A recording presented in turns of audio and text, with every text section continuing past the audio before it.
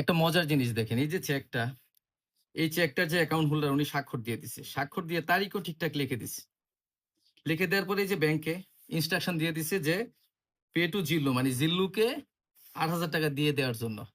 এখন জিল্লু এখানে একটা চালাকি করছে। চালাকিটা কিরকম? সে দেখছে এই ৮,০০০ যে লেখছে এটার আগে পরে বেশ কিছু জায়গা আছে।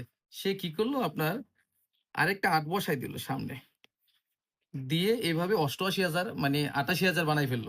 তাহলে এখানে কি করতে হবে? ৮,০০০ কে ৮৮ বানানো কিন্তু খুব সহজ। দেখেন একটা আকার দিয়ে আরেকটা হ্রস্ব ইকার দিলেই কিন্তু ৮৮ হয়ে গেল।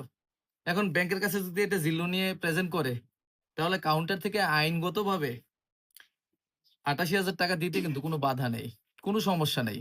এখান থেকে আমাদের শিখতে হবে যে আমরা যখন একটা চেক লিখি এবং অন্য কাউকে এই চেকটা দেই, তখন চেক লিখার ক্ষেত্রে এই যে টাকার অঙ্ক যেখানে লিখি এবং কথায় যেখানে লিখি সেই জায়গায় যে গ্যাপ গুলো সেই গ্যাপ গুলো আমরা এইভাবে টেনে, টেনে ফিল আপ করে দিব। কেন ফিল আপ করে দিবে? যেন এটার উপরে অন্য কিছু লেখার আর সুযোগ না থাকে। যেমন এখানে ৮ লিখার আগে আমার বেশ কিছু জায়গা ছিল। আমি যদি এভাবে টান দিয়ে বন্ধ করে দিতাম, আবার এই ৮,০০০ লেখার যেখানেটা শেষ হইছে সেখানে যদি এভাবে টান দিয়ে আমি ক্লোজ করে দিতাম বিষয়টা, তাহলে কিন্তু আর এখানে কোনো সংখ্যা বসানো আগে পিছে সংখ্যা বসিয়ে এই চেকের অ্যামাউন্ট এর কোনো চেঞ্জ আনতে পারত না এবং আপনার আসলে এই চেকটাকে ট্যাম্পারিং করার সুযোগ পাইত না।